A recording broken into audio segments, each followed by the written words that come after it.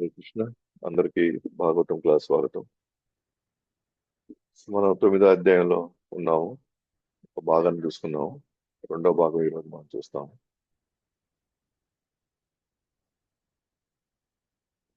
So Parikshit మహారాజు 8వ అధ్యాయంలో చాలా ప్రశ్నలు వేశారు సుఖదేవ్ గోస్వామిని. సో ఆ ప్రశ్నలకి సమాధానంగా సుఖదేవ్ గోస్వామి మొదటి ప్రశ్నకి సమాధానం ఇస్తున్నారు అనమాట. సో ఆధ్యాత్మిక జీవులకి భౌతిక శరీరం ఎలా సంక్రమించింది?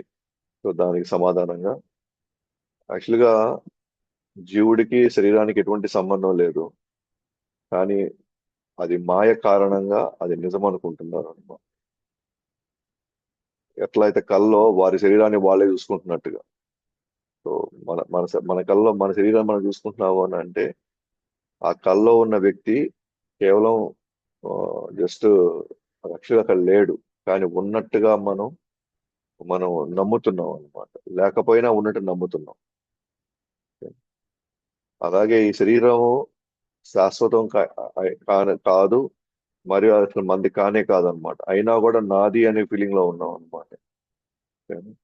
ఎందుకనంటే భగవంతుని ఎప్పుడైతే మనం మరిచిపోయామో, ఎందుకంటే మనము భగవంతుడిని వదిలి అనుభవించాలనుకున్నప్పుడు భగవంతుడు ఏం చేస్తాడు, మనకు ఆ మరుపునిస్తున్నాడు. ఎందుకంటే మనం కోరుకున్నాం ఆనందంగా ఉండాలి, కానీ యజమాని ఉన్నప్పుడు మనం ఎట్లా ఆనందంగా ఉండగలుగుతాం? కాబట్టి యజమాని మనం మర్చిపోతే మనం ఆనందంగా ఉండగలుగుతాం. కాబట్టి యజమాని మరిపించింది ఆయన, కాబట్టి ఆ మరిపించడంలో భాగమే ఈ మాయ అనేది అనమాట.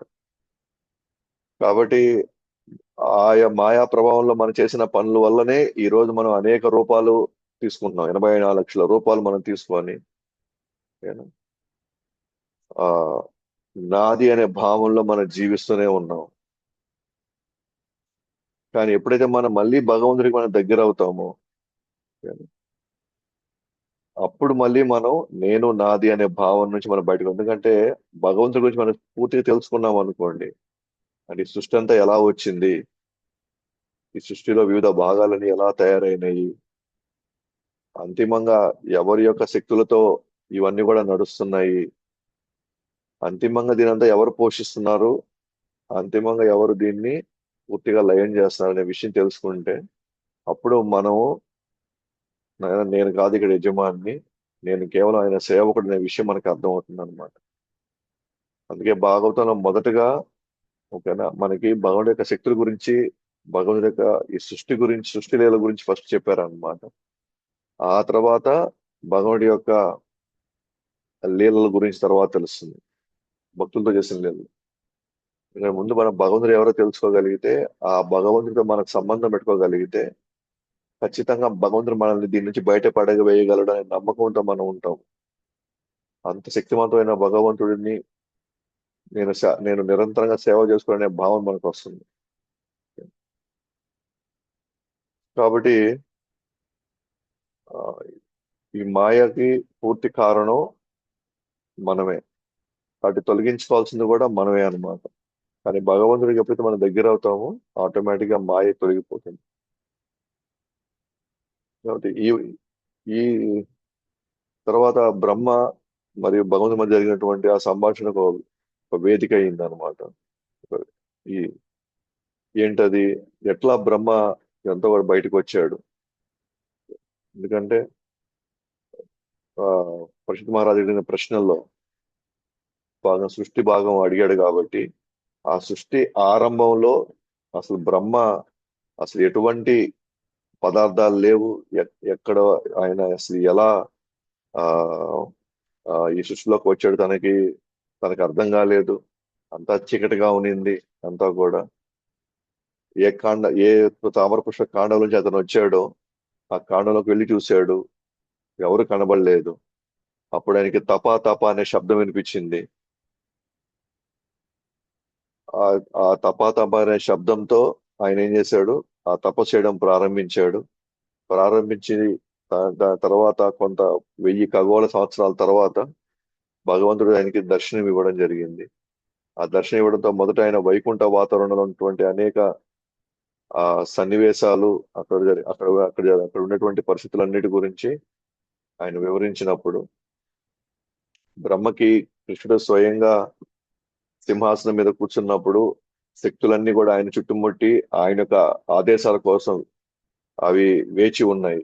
అన్నీ కూడా అవన్నీ కూడా తాను చూడగలిగాడు అన్నమాట. సో ఇవన్నీ చూసి ఇవన్నీ దర్శనం చేసినటువంటి బ్రహ్మ ఎంతో ఆనందంతో భాగోద్వేగానికి గురయ్యి ఆయన ప్రణామాలు చేశాడు అన్నమాట భగవంతుడికి. కాబట్టి భగవంతుడు ఇప్పుడు బ్రహ్మని వరాలు కోరుకోమంటున్నాడు. ఏ వరాలు కావాలి కోరుకు, ఎందుకంటే నేను ఆ తపస్సుకి నేను చాలా మెచ్చుకుంటున్నాను, నేను మెచ్చాను ఆ తపస్సుని అని చెప్పేసి ఆయన కొనియాడతాడు అనమాట భగవంతుడు.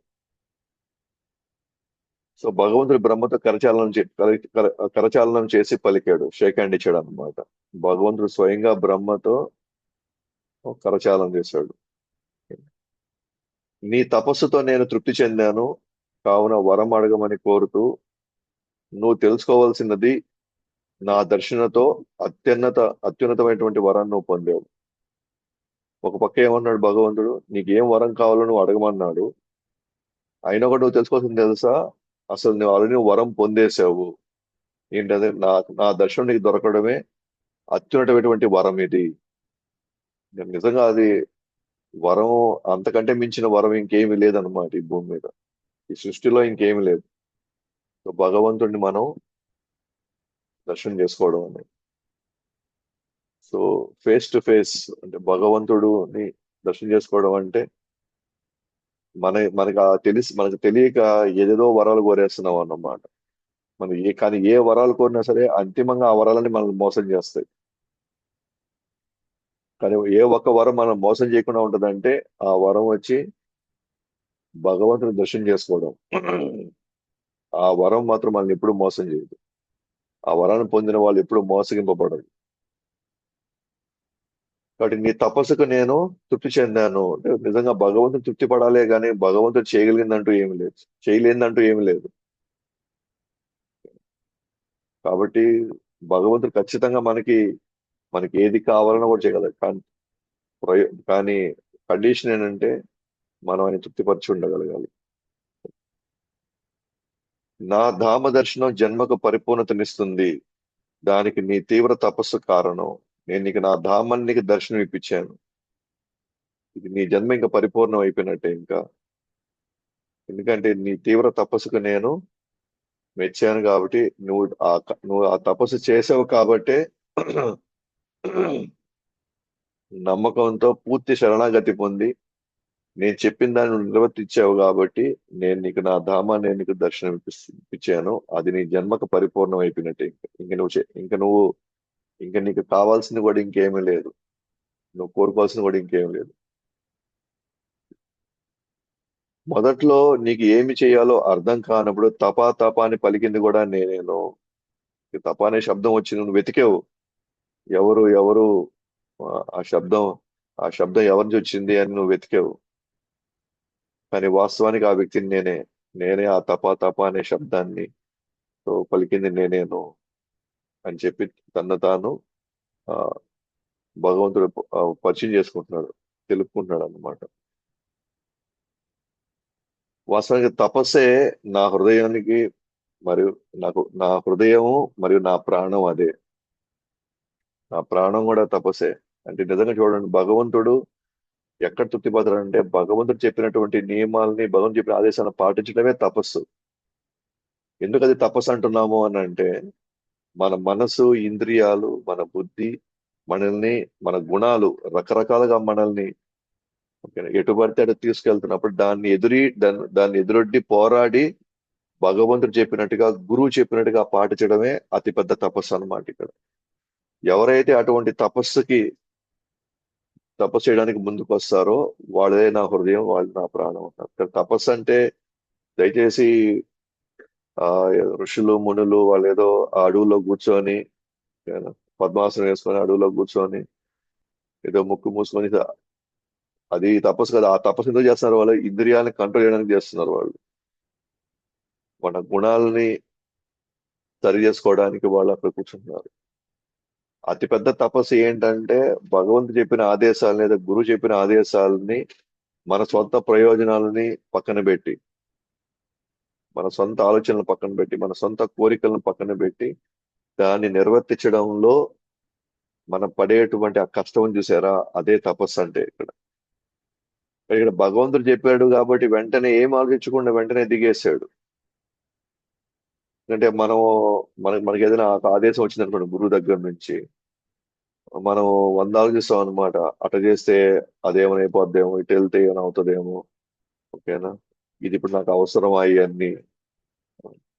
ఆ, అయినా ఇప్పుడే ఇవన్నీ మనం చేయాలనా? ఓకే. మా ఇంట్లో వాళ్ళు అట్లా అన్నారు. ఓకేనా, మా ఇంట్లో వాళ్ళు ఇట్లా అన్నారు. మా బంధువులు ఇట్లా అంటున్నారు.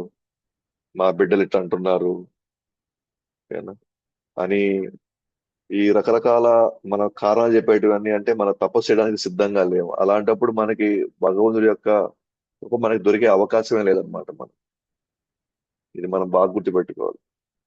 మనకి మన స్వప్రయోజనాలు, మన మనసు చెప్పేది మనం వినాలి, మన బంధువులను తృప్తిపరచాలి, మన పిల్లలను తృప్తిపరచాలి, ఇంట్లో వాళ్ళని తృప్తిపరచాలి అనే ఆ ఇదిలో మనం భగవంతుని తృప్తిపరచడం మనం వదిలేసుకున్నాము అంటే, మనం మళ్ళీ మళ్ళీ ఇక్కడ మళ్ళీ మళ్ళీ మన జన్మలు ఎత్తుతూ ఉండాల్సిందే మనం ఇంకా. సో వెరీ క్లియర్ అన్నమాట, భగవంతుడి దర్శనమే మానవ జన్మకి పరిపూర్ణత.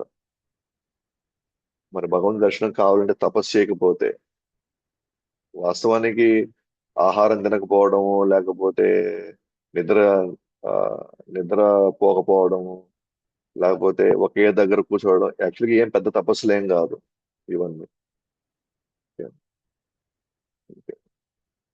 మనకి ఇష్టమైనవి వదులుకోవడం, లేకపోతే మనకి కష్టమైనవి నెరవేర్చడం,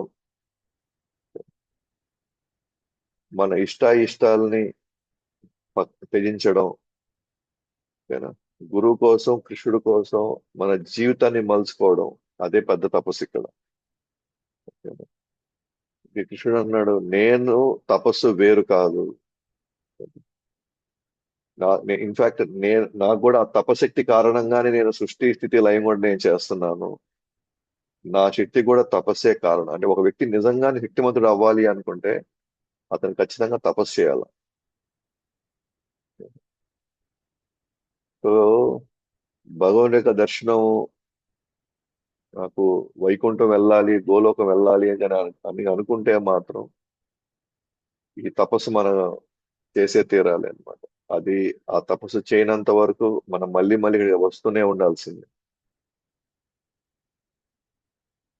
అంటే బ్రహ్మ ఎంతో ఆ ఏమంటారు, వినమ్రతతో, మీరు పరమాత్మగా మీకు తెలుసు కదా అందరి కోరికలు ఏంటి, అందరి ఆలోచన కూడా మీకు బాగా తెలుసు. ఎందుకు ఆ మాట ఉన్నదంటే, కృష్ణుడు అడిగాడు కదా ఇప్పుడు బ్రహ్మని, ఏమని, నీ వరాలు ఏమైనా ఉంటే కోరుకుంటే, నా మనసులో నీకు తెలియదా నాకేం కోరిక ఉందో, నాకేం ఆలోచనలు ఉన్నాయి నీకు తెలియదా ఏంటి, నువ్వు అందరిలో పరమాత్ముడే కదా. సో మనం గురువుని మోసం చేయొచ్చు, లేకపోతే బంధువులు మోసం చేయొచ్చు, సొంత వాళ్ళని మోసం చేయొచ్చు, ఎవరైనా మోసం చేసుకోవచ్చు. కానీ పరమాత్మ మాత్రం మనం మోసం చేయదు. ఎందుకంటే మనం నిజంగా సాధన చేయాలి, నిజంగా మనం సేవ చేయాలి అని అంటే, ఆ వాళ్ళ యొక్క ఆ, భావనలు వేరుగా ఉంటాయి. మనం చేయకూడదు అనుకుంటే 100 కారణాలు చెప్పొచ్చు మనం. అంటే భగవాన్ చెప్పినటువంటి ఆ తపస్సు మనం చేయాలి అనుకుంటే, భగవంతు ఇచ్చే తపస్సు ఏముంది, సాధన సేవ, మన ఇష్ట ప్రకారం కాకుండా గురువుకి నచ్చినట్టుగాను భగవానికి నచ్చినట్టుగా చేయడమే తపస్సు ఇక్కడ. ఎందుకంటే మన పాత స్వభావాలు, పాత వాసనలు, పాత అలవాట్లు మనల్ని ఇవి చేయనివ్వు. మనం వాటితో పోరాడేదే అసలైన తపస్సు. వాటిని జయించడమే అట్లైన తపస్సు. మనకుండే జీవితం ఈ సృష్టిలో పోలిసి ఒక క్షణికం. దాంట్లో మానవ జన్మ వచ్చింది. 84 లక్షల జీవరాశులను అన్ని దాటుకొని అనేక యుగాలని, అనేక గ్రహాలని, బ్రహ్మాండాలను దాటుకుంటే ఒకసారి మనకు మానవ జన్మ వచ్చింది. ఆ సృష్టి కాలంలో మన జన్మ వచ్చింది. అది ఒక సెకండ్ కూడా కాదు. దాంట్లో నేను వాళ్ళని తృప్తిపరచాలి, వీళ్ళని తృప్తిపరచాలి, ఇక్కడ వెళ్ళాలి, అక్కడికి వెళ్ళాలి, అవి చూడాలి, ఇవి చూడాలి, ఇవి అనుభవించాలి, అవి అనుభవించాలని వీటిలో పడ్డాము అనుకోండి, ఇంక మనం తపస్సు చేసేది ఏంటి? మనం ఇక్కడి నుంచి బయటపడేది ఏంటి? ఊరికనే మనము ఇక్కడి నుంచి నేను బయటపడాలి అని అనుకుంటే మనం బయటపడలేము. బయటపడడానికి కావాల్సినటువంటి కార్యాలు ఏమి చేయాలో అవి మనం చేస్తేనే బయటపడతాం ఇక్కడి నుంచి.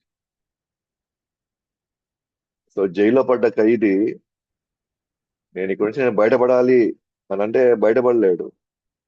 ఒకసారి ఆయనకి శిక్ష పడింది, జైల్లో ఉండాల్సి వచ్చింది అనుకోండి, జస్ట్ ఊహించుకుంటే నేను బయటపడాలని ఊహించుకుంటే బయటపడతాడా? ప్రసక్తే లేదు, బయటపడే ప్రసక్తి లేదు. అతను ఏం చేయాలా? జైలర్ మెచ్చేటువంటి సేవలు చేయాలా.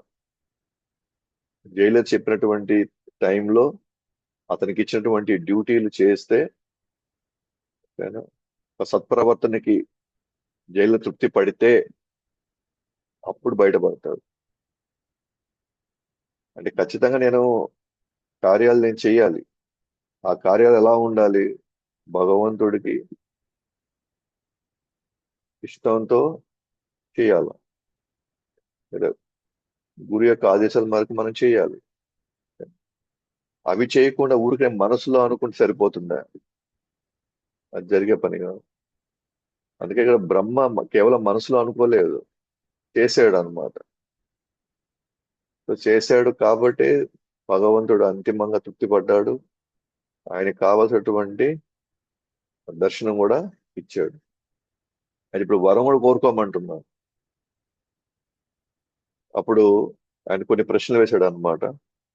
భగవంతుని కొన్ని ప్రశ్నలు అడిగాడు బ్రహ్మ.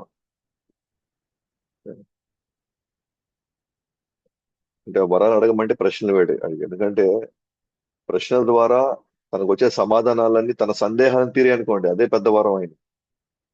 ఎందుకంటే జ్ఞానం కంటే మించిన వరం ఇంకేం వద్దు.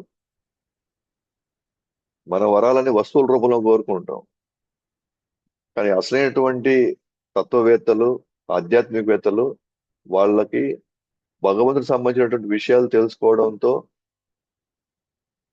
వాళ్ళకి ఎన్ని సందేహాలు తీరితే వాళ్ళ సాధనలో కానీ సేవలో కానీ అంత ఉత్సాహంగా ఆనందంగా వాళ్ళు సేవలు అందిస్తారు, లేకపోతే సాధన చేస్తారు. వాళ్ళ సందేహాలు తీరితే చాలు, ఆటోమేటిక్ గా వాళ్ళు అతి గొప్ప వరం పొందినట్టు. ఎందుకంటే వాళ్ళకి ఇంకేం ఆటంకాలు ఉండవు సాధనలో. ఆధ్యాత్మిక ఎదుగుదల వాళ్ళకి ఇంకెటువంటి ఆటంకాలు ఉండవు. అందుకే వాళ్ళు వరం అడగమంటే ఏం అడుగుతున్నాడు ఆయన? నా ప్రశ్నలకు సమాధానం చెప్పండి, అదే పెద్ద వరం అంటున్నాడు. కోర్స్ ఇంకా అడుగుతాడు, బట్ ఎక్కడ కూడా విలాసాలకో, ఓకే, లేకపోతే ఇంకేదైనా వాళ్ళు అనుభవించడానికో బ్రహ్మ ఏం కోరుకోవట్లేదు. మీరు అది చూడొచ్చు ముందు ముందు కూడా.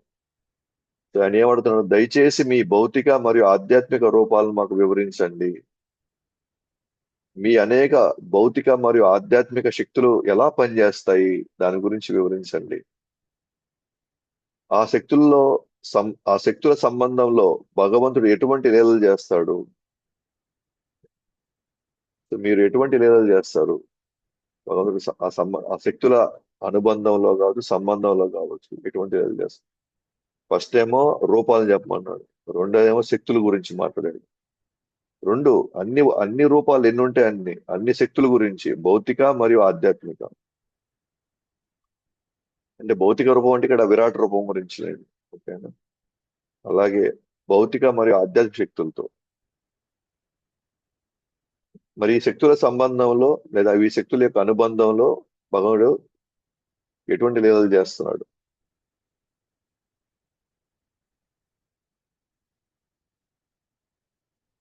ఇది అసలైన వరం అడుగుతున్నాడు అనమాట. మీ ఆదేశాలను పాటించడంలో ఎటువంటి గర్వము మరియు ఆసక్తి లేకుండా ఉండడానికి మీ అనుగ్రహం ఎప్పుడు ఉండాలని నేను కోరుకుంటున్నాను. మీరు ఆదేశాలు ఇచ్చారు, మీరేమో ఆదేశాలు ఇచ్చారు, నేను ఆదేశాలను పాటించాను. కానీ నేను ఆదేశాలు పాటించేటప్పుడు నాకు గర్వం రావచ్చు, లేదా నాకు వ్యామోహం రావచ్చు. దాని మీద, మీరు చేయబోయే పని మీద నాకు వ్యామోహం రావచ్చు. అయితే ఆ గర్వం గాని ఆ ఆసక్తి గాని రాకుండా ఉండడానికి నాకు ఎప్పుడు మీ అనుగ్రహం నాకు ఉండాలని నేను కోరుకుంటున్నాను అని చెప్పి బ్రహ్మడుతున్నాడు అన్నమాట. చూసారా? అసలు వరం చూడండి, ఎట్లా అంటే అద్భుతమైన వరం అడుగుతున్నాడు. ఎందుకంటే మనం ఒకసారి మనకు భగవంతుడు ఆదేశించినట్లుగా లేకపోతే గురువు ఆదేశించినట్లుగా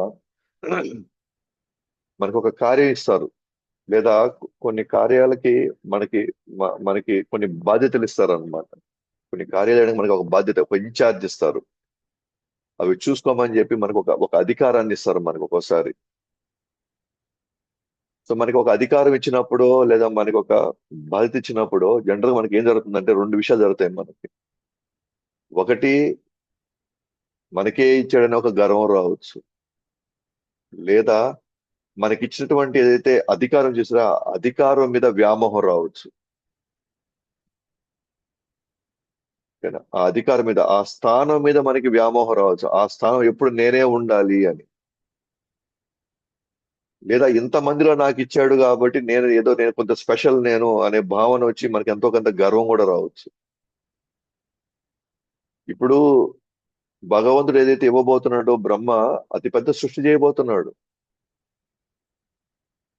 ఒక పెద్ద బాధ్యత తీసుకోబోదు. అఫ్ కోర్స్ ఇంకా బ్రహ్మకు అది తెలియదు, బట్ మనకు తెలుసు కాబట్టి మనం మధ్య డిస్కషన్ పెట్టుకుంటున్నాం ఇది.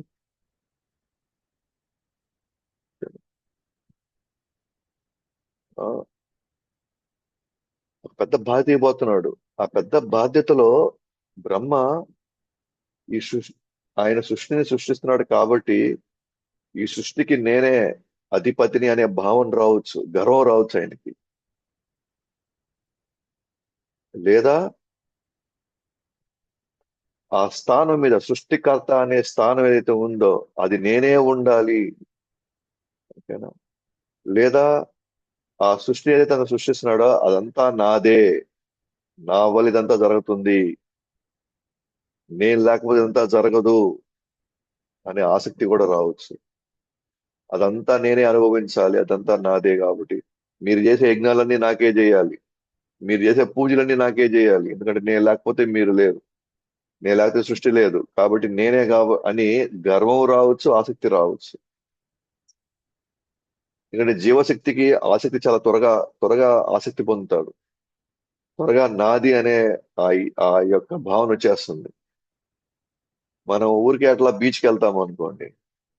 సో ఆ బీచ్కి వెళ్ళినప్పుడు మనం ఏదో ఇసుకలో కొన్ని చిన్న చిన్న కొండలు ఏదో తయారు చేస్తాం టైం పాస్ కి. కానీ చేసిన కొన్ని నిమిషాలకే చక్కని మనం చేసింది, ఇది నేను చేశాను, దీన్ని ఎవరు తొక్కబాకండి, ఇది నాది అనే ఫీలింగ్ వెంటనే వచ్చేస్తాం. జస్ట్ 2 నిమిషాలు అంతే. చేసిన 2 నిమిషాల్లో చక్కని వాటికి ఆ మనం వాటి వాటి మోహంలో పడిపోతున్నాం మనం.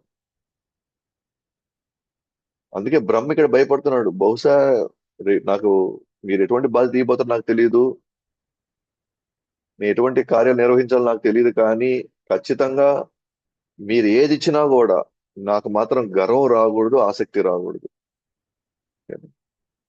కానీ ఇది యాక్చువల్గా ఇది ఒక గొప్ప ప్రార్థన అన్నమాట. ఇది భగవంతుని ఏం వేడుకోవాలి, ఎలా వేడుకోవాలి అంటే మనకి బ్రహ్మ ఇక్కడ ఆ, ఒక ప్రామాణికమైనటువంటి ఒక గురువు స్థానంలో, ఎందుకంటే ఈ గురు పరంపరకి ఆయన కూడా ఒక గురువు, మొదటి శిష్యుడు ఆయనే భగవంతుడికి. కాబట్టి ఎలా మనం వేడుకోవాలి, ఏం వేడుకోవాలి అనే విషయం మనకి బ్రహ్మ మనకి చెప్తున్నాడు అనమాట. సో అందువల్ల చాలా మనం అడిగే వరాలు ఎలా ఉండాలి అంటే మనకి ఈ భౌతిక ఆసక్తుల నుంచి లోపల మనకు వచ్చే అనేకమైనటువంటి వికృత భావాలు, కామ క్రోధ మోహ మద మాత్సర్యాలు, వీటన్నిటి నుంచి మనం విడుదలవ్వాలనే అటువంటి కోరికలు కోరాలి. వాటి వాటికి మనకి అనుగ్రహం, దయచేసి నాకు ఈ అనుగ్రహం, మీ అనుగ్రహం నాకు కావాలి, ఈ విషయాలు నాకు కావాలి అనే పరిస్థితులు మనం అడగాలన్నమాట ఎప్పుడైనా సరే. అంతేగాని మిగతావన్నీ కూడా ఈ రోజు వస్తుంటే రేపు పోతా ఉంటాయి. ఈ రోజు పోయేటువంటి మళ్ళీ రేపు వస్తా ఉండొచ్చు కూడా. వాటిలో మనకి ఒరిగేది ఏం పెద్దగా ఏం ఉండదు అనమాట. సో కాబట్టి సో మనం కానీ గమనిస్తే కనుక బ్రహ్మ ఇప్పుడు ఏమేం ప్రశ్న అడిగాడు అని అంటే, భౌతిక మరియు నీ ఆధ్యాత్మిక రూపాలను వివరించండి, అనేక భౌతిక మరియు ఆధ్యాత్మిక శక్తులు ఎలా పనిచేస్తాయి, ఆ శక్తుల సంబంధంలో భగవంతుడు ఎటువంటి లీలలు చేస్తాడు అంటే రెండు రకాల శక్తులు ఆయనవే. కాబట్టి ఆయన భౌతిక జగత్తులో వచ్చి లీలలు చేస్తాడు, తన శక్తులను వాడతాడు అక్కడ. ఆధ్యాత్మిక లోకాలు ఎట్లాగో ఆయన శక్తులు అక్కడ ఉన్నాయి. సో భగవానుడి యొక్క ఆధ్యాత్మిక శక్తులు ఉన్నాయి, భౌతిక శక్తులు ఉన్నాయి. సో ఆధ్యాత్మిక శక్తులు ఆధ్యాత్మిక ప్రపంచంలో ఉన్నప్పుడు పనిచేస్తాయి, భౌతిక శక్తులు భౌతిక ప్రపంచం వచ్చినప్పుడు పనిచేస్తాయి. మొత్తానికి ఈ రెండు శక్తులు ఎలా ఎలా కలిసిపోయి భగవానుడి యొక్క ఉమ్, ఇచ్ఛ, భగవానుడి యొక్క కోరికను నెరవేరుస్తున్నాయి ఆ శక్తులన్నీ. భగవంతుడు అనుకున్నట్టుగా ఆజ్ఞ మేరకు ఎలా ఆ శక్తులు పనిచేస్తున్నాయి. సో ఇవన్నీ మాకు తెలియాలి. ఎందుకంటే ఒక వ్యక్తిగా నువ్వు అక్కడ ఉన్నావు, ఒక వ్యక్తిగా అక్కడ ఉంటూ ఈ సమస్త లోకాల్ని నువ్వు అద్భుతంగా సృష్టిస్తున్నావు, పోషిస్తున్నావు, మరియు లయం చేస్తున్నావు. కాబట్టి ఎటువంటి శక్తులు ఆ ఇక్కడ వీటన్నిటిని నిర్వహింపజేస్తున్నాయి, అవి ఏ పద్ధతిలో అవన్నీ కలిసి మీ ఆజ్ఞని అవి నెరవేరుస్తున్నాయి, ఇవన్నీ కూడా నేను తెలుసుకోవాలనుకున్నాను. కానీ ఆ తెలుసుకునే క్రమంలో లేదా ఆ రేపు ముందు ముందు నేను నిర్వహించేటువంటి బాధ్యతల్లో నాకు ఎటువంటి గర్వం కానీ ఆసక్తి కానీ ఉండకుండా మాత్రం నాకు మీ అనుగ్రహం మాకు కావాలని చెప్పేసి బ్రహ్మ కోరుకుంటాను అనమాట. సో ఇప్పుడు అసలైనటువంటి ఆ 4 శ్లోకాలు అన్నమాట. భగవంతుడు స్వయంగా మాట్లాడతాడు అనమాట. భగవంతుడు దీన్ని ఏమంటారంటే చతుశ్లోకి భాగవతం అంటారు. చతుశ్లోకి భాగవతం అంటే 4 శ్లోకాల్లో భగవంతుడు బ్రహ్మకి భాగవతం చెప్పేశాడు. 4 శ్లోకాలు అంతే. సో బ్రహ్మ హృదయంలో ఆల్రెడీ పరమాత్ముడిగా భగవంతుడు ఎప్పటి నుంచో ఉన్నాడు. సో భగవంతుడు ఎప్పుడైతే 4 శ్లోకాల్లో భాగవతాన్ని వివరించాడో బ్రహ్మ వెంటనే దాన్ని అర్థం చేసుకున్నాడు. ఆయన ఆ ఎటువంటి గర్వానికి ఆసక్తికి లోను కాకుండా ఈ సృష్టిని తాను నిర్వహిస్తాడు. అందుకని మీరు కానీ గమనిస్తే నారదుల వారు బ్రహ్మని సృష్టి గురించి అడిగినప్పుడు, ఓకేనా, మీరే సృష్టికర్త నాకు తెలుసు, మీరు స్వతంత్రంగా ఉన్నారని నాకు తెలుసు, ఓకేనా, మీరు సమస్తాన్ని మీరే నడిపిస్తున్నారని నాకు తెలుసు, అంటే నాకు ఎటువంటి సందేహం లేదు, దయచేసి మాకు ఆ సృష్టి గురించి నాకు వివరించండి. అయినా కూడా నాకు ఒక సందేహం ఉంది. ఏంటది?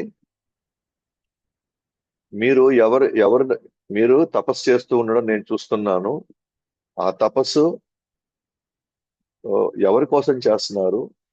ఇంకెవరైనా ఉన్నారా? లేదా వారి కోసం ఏమైనా చేస్తున్నారా? దయచేసి నా ఈ సందేహాన్ని తీర్చండి అన్నప్పుడు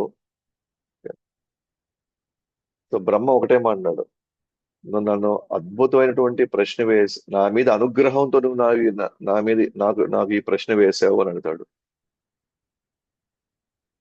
లేదా నా మీద అనుగ్రహంతో నన్ను ఈ ప్రశ్న నువ్వు అడిగావు అని అంటాడు. నా మీద నువ్వు అనుగ్రహించావు అంటాడు. ఎందుకనంటే ఎందుకు ఆ మాట అంటున్నాడు అని అంటే అందరూ నన్ను సృష్టికర్త అనుకుంటున్నారు,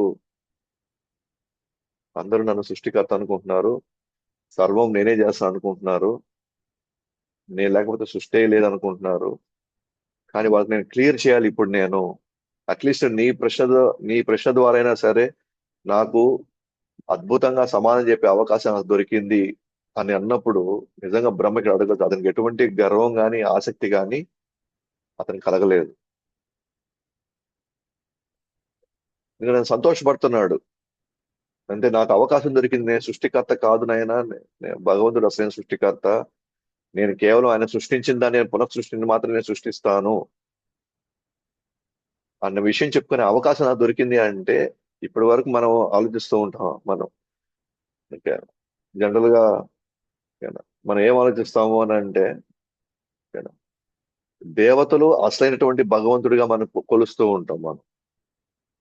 అంటే వాళ్ళ నుంచే సర్వం వచ్చినట్టు, వాళ్ళే సమస్తానికి మూలం అన్నట్టు, లేదా వాళ్ళే సమస్తాన్ని పోషిస్తున్నట్టు మన ప్రతి దేవతను మనం అలాగే మనం పూజిస్తాం, అలాగే మనం ఆయన వాళ్ళని ప్రార్థిస్తాం. మన వినాయకుడి దగ్గరికి వెళ్ళినా సరే, లేకపోతే మనం సుబ్రహ్మణ్య స్వామి దగ్గరికి వెళ్ళినా, అయితే శివుడి దగ్గరికి వెళ్ళినా, ఎవరి దగ్గరికి వెళ్ళినా సరే మనం ఏమని వేస్తాం, నీకంటే మించిన వాళ్ళు లేరు, నువ్వే నాకు అన్నిటికీ అన్ని నువ్వే చూసుకోవాలి,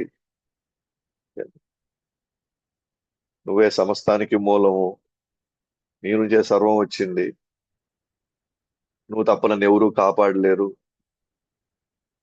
నువ్వే ఎలాగైనా సరే నీకు దీని నుంచి నన్ను బయటపడేయాలని ప్రతి దేవత దగ్గరికి పోయి మనం అడుగుతాం. ఇదే విషయాన్ని మనం అడుగుతాం, ఇదే విధంగానే మనం వేరుకుంటాం, మనం కోరుకుంటాం. ఓకేనా?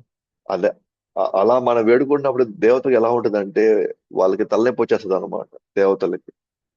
ఎందుకంటే నేను కాని స్థానము, నాకు లేనటువంటి నాకు లేనటువంటి శక్తుల్ని వీళ్ళు నాకు ఆపాదిస్తున్నారు. ఈ ఎవరైతే కోరుకుంటున్నారో వాళ్ళు ఏం ఆపాదిస్తున్నారు, వాళ్ళు నీకు మించిన వాళ్ళు లేరు, అంతా నువ్వేను, నువ్వు బయటపడేయలేకపోతే నువ్వు ఎవరు బయటపడేయలేరు.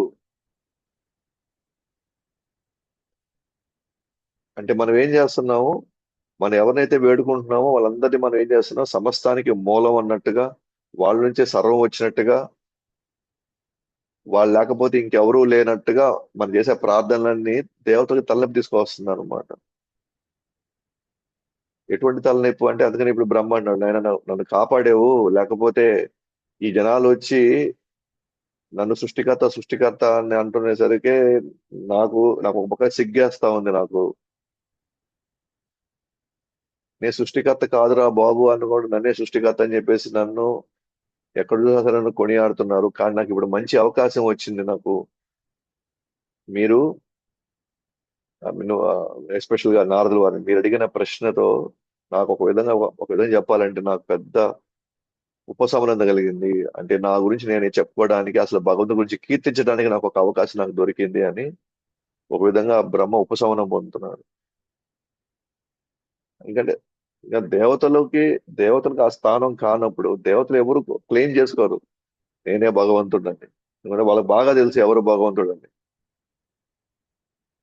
ఇన్ఫాక్ట్ మనం భీష్ముడి యొక్క ఆ, అధ్యాయంలో కూడా భీష్ముడు, ఇతను ఎవరు అనుకుంటున్నావు, మీ మధ్యలో ఉన్నటువంటి తిరుగుతున్నట్టు కృష్ణుడు ఎవరు అనుకుంటున్నావు, ఆయన ఆద్యో నారాయణ హుమాన్, ఆయన సాక్షాత్తు నారాయణ ఆయన. మీరేమనుకుంటున్నావు, మీ బంధువు ఏమో, లేదా మీ స్నేహితుడు గానో, లేకపోతే మీ మధ్యలో మీకు దూతగానో, మీకు సేవకుడుగా ఎన్నో చేస్తున్నాడు, కానీ దయచేసి ఆ లెక్కలో వెళ్ళొద్దండి. ఆయన నారాయణుడికే మూలం ఆయన. అట్లానే ఇక్కడ కూడా మనం దే- బ్రహ్మ అదే చెప్పబోతున్నాడు ఇక్కడ. నేను కాదు నాయన సృష్టికర్త, అసలు పదార్థాలు ఇచ్చింది ఆయనే, ఆ ఆ యొక్క అదే ప్లాన్, అది ఎలా సృష్టించాలో అది ఇచ్చింది కూడా ఆయనే. అండ్ నాకు ఆ తెలివితేటలు ఆ శక్తి ఇచ్చింది కూడా ఆయనే. సో కాబట్టి ఇక్కడెక్కడ గర్వం గాని ఆసక్తి గాని బ్రహ్మకి కలగట్లేదు అసలు. కలగలేదు కాబట్టి ఆయన చాలా సంతోషపడ్డాడు. లేకపోతే నిజంగా గర్వంలోకి వెళ్ళి ఉండి ఆసక్తి కానీ వెళ్ళి కానీ ఉండుంటే అప్పుడు నారద వాత ఒకటే మాట, అవును నేనే సృష్టిస్తాను, ఇప్పుడు నేనే సృష్టించానంటే, సృష్టించాలని చెప్పాడు అనుకోండి, ఆయనకు వచ్చిన నష్టమే ఉంది. చెప్పుండొచ్చు ఆయన. ఆయన సృష్టిలు చేసేటప్పుడు ఎన్ని బాధలు పడతాడో అవన్నీ కూడా ఆయన చెప్పుకో ఉండొచ్చు. అవన్నీ కూడా చెప్తాడు కూడా. ఎలా ఆయన సృష్టిస్తాడో మిగతా ఇవన్నీ కూడా ఆయన నెక్స్ట్ స్కందంలో వచ్చేస్తుంది, మూడో స్కందంలో అంతా కూడా.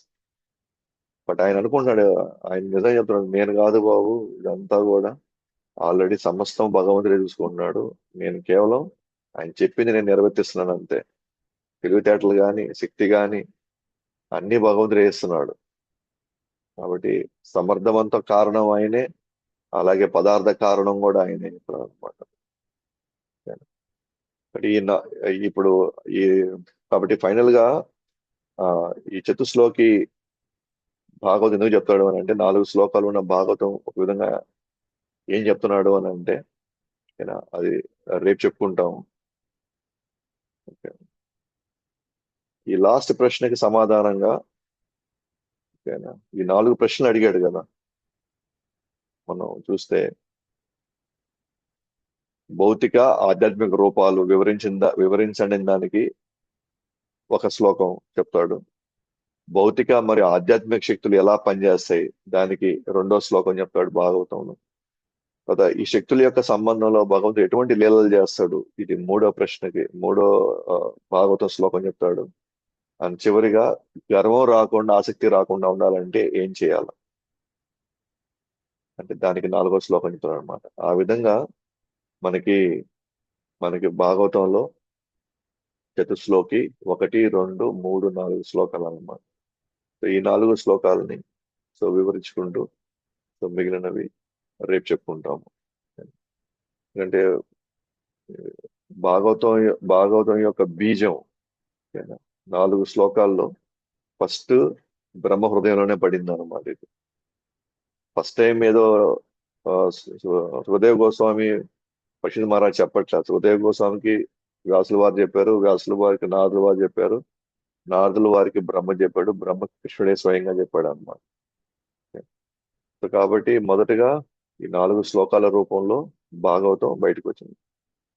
మీకు కానీ మొదటి శ్లోకం తీసుకుంటే భాగవతం మొదటి స్కందం మొదటి అధ్యాయం మొదటి శ్లోకం, బ్రహ్మ హృదయ ఆది కవయే. సో వేదాలని నేను ఫస్ట్ బ్రహ్మ హృదయంలో నేను పెట్టాను. ఆ భగవంతుడే స్వయంగా బ్రహ్మ హృదయంలోకి ఆ వేదాల్ని పంపించాడు అని ఫస్ట్ 3 శ్లోకాల్లో వ్యాసుల వారు దీనికి ఇంట్రొడక్షన్ ఇస్తున్నప్పుడు భాగవతానికి, ఆది కవయే బ్రహ్మ.